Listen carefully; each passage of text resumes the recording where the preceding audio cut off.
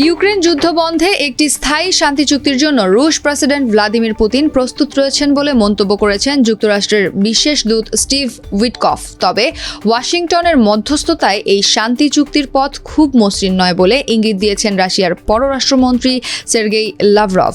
তিনি বলেছেন, চুক্তির মূল অংশগুলো নিয়ে যুক্তরাষ্ট্রের সঙ্গে সমঝোতায় পৌঁছানো সহজ নয়। যুদ্ধ থামাতে ইউক্রেন ও রাশিয়ার সঙ্গে আলোচনা করেছে যুক্তরাষ্ট্র।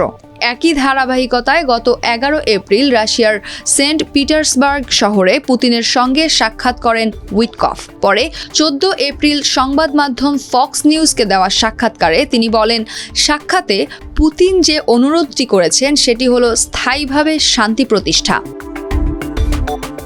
সাক্ষাৎকারে স্টিভ উইটকফ বলেন, আমার মনে হয় আমরা এমন কিছুর দ্বারপ্রান্তে রয়েছি যা বড় পরিসরে বিশ্বের জন্য খুবই গুরুত্বপূর্ণ। তিনি আরও বলেন, এই পর্যায়ে আসতে কিছুটা সময় লেগেছে, তবে 5 ঘন্টা আলোচনার পর তার মনে হয়েছে একটি চুক্তি হতে যাচ্ছে। রাশিয়ার সংবাদ মাধ্যম কামারসেন্তকে দেওয়া এক সাক্ষাৎকারে সের্গেই লাভরভ বলেছেন, একটি সমঝোতার মূল বিষয়গুলো নিয়ে ঐক্যমত্যে পৌঁছানো সহজ নয়, সেগুলো নিয়ে আলোচনা চলছে।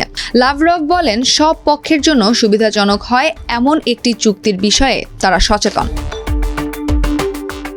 চুক্তি নিয়ে রাশিয়ার অবস্থান 2024 সালে পুতিন স্পষ্ট করেছেন বলে জানান লাভরভ। সে বছরই জুন মাসে পুতিন বলেছিলেন, যুদ্ধ বন্ধের আগে ইউক্রেনকে অবশ্যই পশ্চিমা সামরিক জোট ন্যাটোর সদস্য হওয়ার আকাঙ্ক্ষা বাদ দিতে হবে, আর দেশটিতে রাশিয়ার দখল করা 4টি অঞ্চল থেকে নিজেদের সেনা সদস্যদের প্রত্যাহার করতে হবে কিয়েভকে।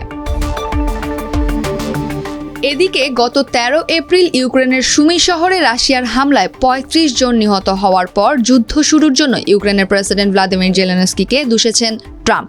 জেলেনস্কিকে ইঙ্গিত করে হোয়াইট হাউসে সাংবাদিকদের তিনি বলেন, আপনার 20 গুণ বড় এমন কারোর সঙ্গে আপনি যুদ্ধ শুরু করতে পারেন না, আর এরপর আশা করতে পারেন না লোকজন আপনাকে ক্ষেপণাস্ত্র দেবে।